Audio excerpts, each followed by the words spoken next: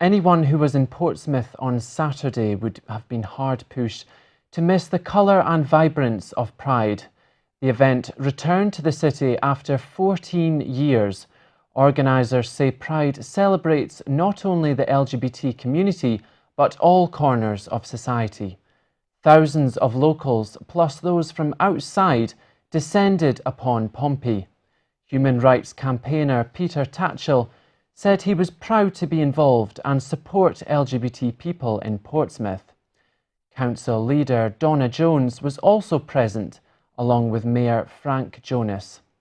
A 2-minute silence was held to remember loved ones who are no longer with us, and a march then made its way through the city centre, attracting support from passers-by.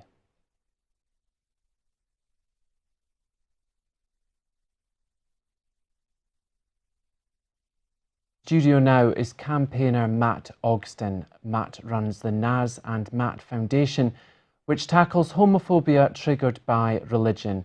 The organisation is named after his late partner, Naz Mahmood, who took his life after coming out. Thank you very much for joining us, Matt. Thank you for inviting me. Thank you. So, Pride has made a comeback to Portsmouth after 14 years. What do you think is the significance of that?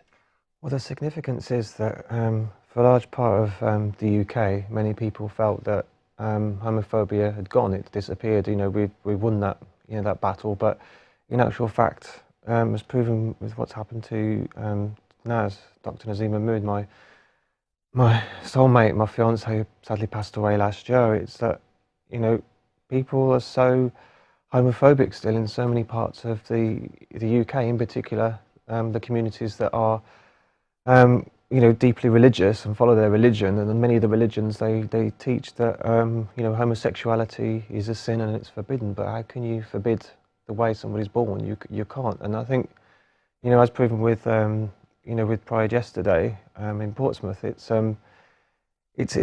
really just highlighting the fact that we need to keep talking about this. We need to keep making a mark. We need to keep talking about it in the press, the media, to people, communities, to kind of really make people aware that it's not gone away. Homophobia is still here. It's just probably not spoken about as much because the communities where it exists so heavily, they don't talk about it outside their own community. In fact, they don't even speak about it outside of their own families, because many religious families, having a gay person within their family, to them it brings shame on their family, and so they won't ever tell anyone outside of their immediate family or their community, or they won't tell anyone if they suspect someone in their family is gay. And when that young person comes out, it's so ridiculously hard, because if your family won't accept you, your religion won't accept you, your community won't accept you, your community leader won't accept you, imagine how hard that is, because you've got nowhere to go, you got no help. And that's why I set up the Naz and Matt Foundation last year as a place where individuals can come and talk, on the phone, on telephone, or in person, by email, to really just let individuals know that they're not on their own, and we are doing something as much as we can to try and help solve this problem as quickly as possible. But to do it, we need to come together and talk about it, and then take action. And events like Pride yesterday are really important to that. And what was so lovely to see yesterday was, in actual fact, that it felt at that moment in the park, it just felt, where is the problem? Because everyone there was so wonderful, so lovely, so accepting of people of all ages and religions were there. But the thing is, that's fantastic to have so many lovely people go out on the street and march to make their stand, but we need to take that message out to the areas in the UK where it's not so positive, where it's not so great to live just because of the way you're born. And yesterday's event was so important to raise that conversation, and the fact that I'm here, talking to you today is evidence that something like Portsmouth Pride has a real big opportunity and impact to allow people to continue to talk about how we're going to solve homophobia. And I just want to ask you a bit more about Naz. Obviously, it's a very personal story and very tragic events, but what do you remember about Naz? What kind of person was he? Naz was and still is the most inspirational man that you will ever meet. He was funny. He was incredibly good looking. he was generous, he was kind, he was always giving, he was always trying to make, you know, other people really happy. He was a GP.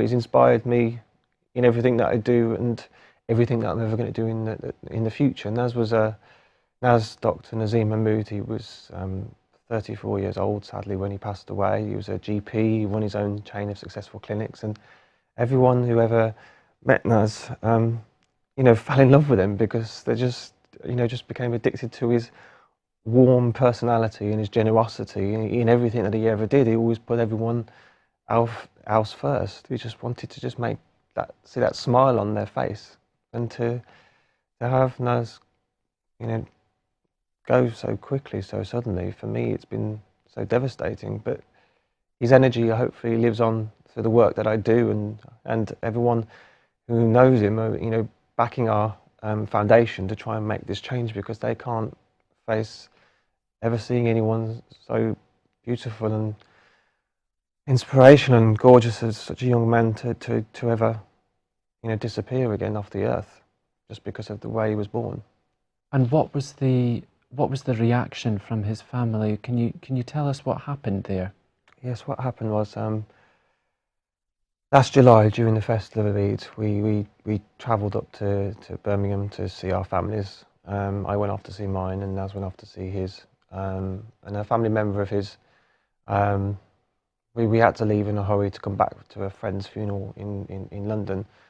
And as he was leaving, a family member said something, and I don't know what was said, but something was said to him so hurtful that it made him break down in tears. And now, if you've ever met Naz, you'd see that, you would know that he was such a strong man inside.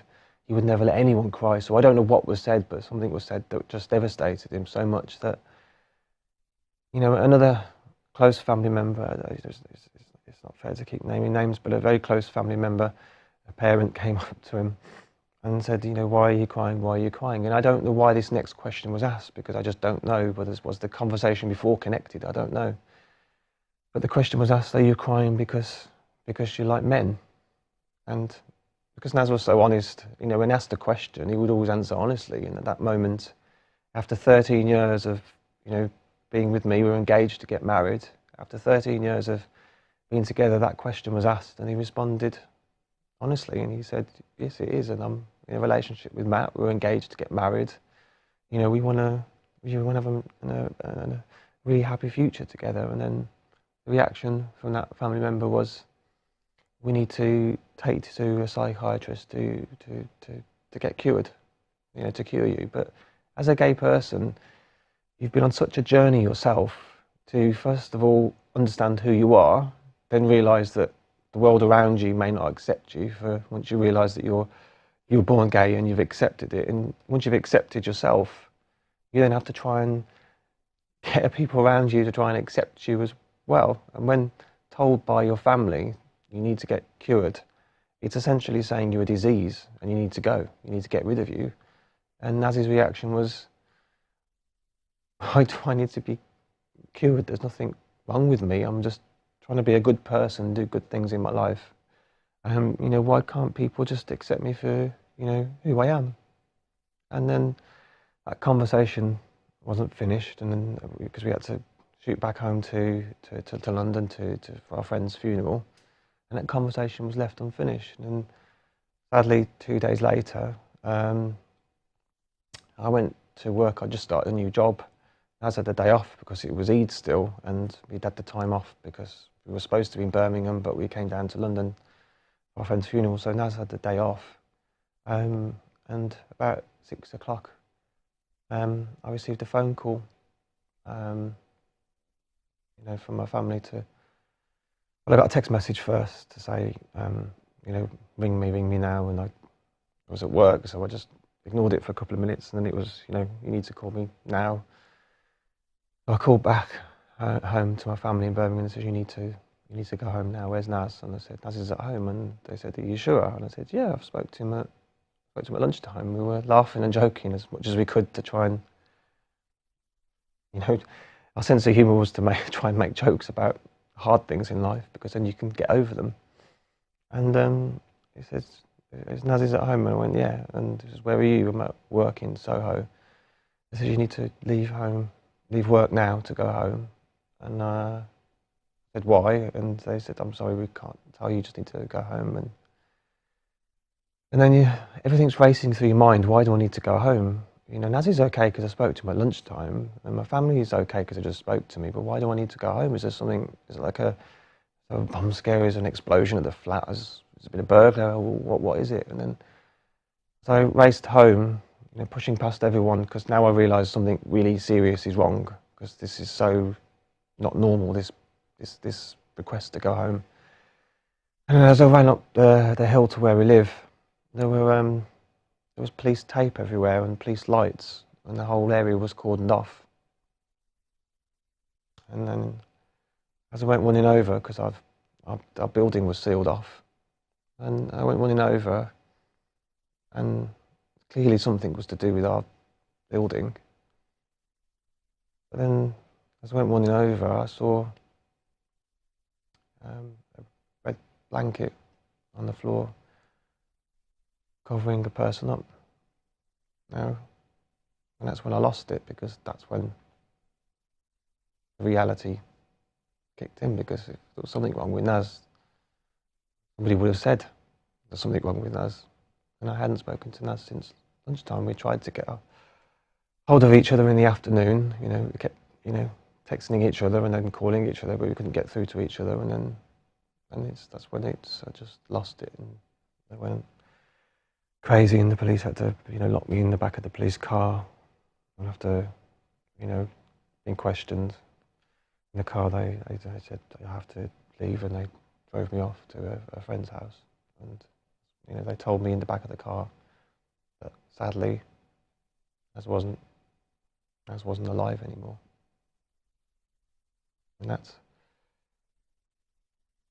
And it was too difficult to cope, because this coming out to Naz coming out to his family. Well, I think he didn't come out; he was confronted about it. You know, he didn't. He made a decision several years ago that he would never come out to his family because he feared what would happen. And we moved from Birmingham to London because we feared what would happen as well. You know, what would happen when they find out? Would they try and stop us? Would they try and break us apart? Would they try and change us? Would they be, you know, aggressive? What would they do? We just knew it wouldn't be positive. And Naz has made a decision after many years about thinking about it and talking to me, but it was his own decision that he would never ever come out to his family, because this is the product of him finding out. And it was just too much for him, I think. And obviously, I can't imagine, you know, dealing with that pain of losing someone so close to you like that. But starting the foundation, and Naz would be so proud of you, I imagine, carrying that work, your hard work forward against homophobia triggered by religion. What kind of things are you doing now? What are you active with the foundation? Well, we're you know, you know, this is a whole new world to me. I'm learning as I go along, and thankfully there's been so many people offering the support to volunteer, to provide anything we need, and we're listening to what the community wants, or what they need most. Or, you know, I can't make up what we do, but I'm listening to what people need, the services they need help with, or the support they need, the conversations, the meetups they need, just a place to contact to just to help them through it. And sometimes people contact me just to get it off their chest, you know, just to get it out there and say, this is private and confidential for Matt's eyes only. I just need to just say it. And just saying it, I hope, is giving them some peace. But things that we're doing is, in April, I walked 150 miles from London to Birmingham, London being our home, and then Birmingham being where Naz's physical body's, but, you know, resting in our hometown also. I walked 150 miles, closely accompanied by our dear friend Louise Port, and she says she wouldn't let me walk all that way on my own. But we walked 150 miles over 8 days, and we had like 100 people. We had, well, about 200 or 300 people joined us for an opening party the night before we started. And we had 100 people join us for the start of the journey the next day. And then throughout the week, we had different friends and family, you know, coming in to join us along the way. And we got to Birmingham, and there was another closing party with a Club Carly and Sarty Night. Both helped us out. They need special mentions because they've been amazing. And then we walked the last 5 miles from Birmingham City Centre, and I think there's about 25 people joined us for that last 5 miles. And what I'm so thankful to everyone who got involved, because the press have been amazing, and thanks to the press supporting our journey, and you know, continuously asking me to do interviews as I'm walking when I've got bags everywhere. But the great thing is that we raised £12,000 to continue our work, and we've got to use that money wisely, and we don't know what to spend our money on, because we're not spending it because we have the money. We're going to spend it on things that we need to spend the money on. And one thing that we're going to do is a self-funding event next month, 30th of July, it'll be the 12 months to the day since Naz passed away and joined the Angels. And I don't know how I'm going to get through that day, but one thing I do know is that Naz would want me to try and do something positive, to try and create some humour and some laughs and some jokes. And so I'm hiring out the Everyman Cinema in Hampstead, and we're going to do a very, very, very special evening event, which we're going to use to raise more money, but also raise visibility. We're going to be showing a short film that I've been working on over the last 11 months about our foundation and our journey and Naz and I's life, to try and continue to raise awareness. We're showing an exclusive music video from Asifa Lahore, she's the UK's first out and proud gay Muslim drag queen, and she's been incredibly supportive of our work over the last 11 months. And also then we're going to show a gay Bollywood movie called, I don't know if I'm allowed to say the details, but it's a gay Bollywood movie. We've been given special permission to show this movie by the producers and the distributors for one night only, and it's called The Evening to Find Acceptance, and it's an evening to talk about acceptance. And so that's the next event in July. It's absolutely vital work, Matt. And just for anyone who does want to have a look at the website, if you can just give us the address. Yes, of course. It's www.nazandmattfoundation.org. If you just Google Naz and Matt Foundation, we're also on Facebook and Twitter as well. Thank you very much. Thanks again for coming in. Thank you. Thank you very much for sharing your story as well. Thank you. Thank you. You're watching Solent Weekend News. Coming up on the programme.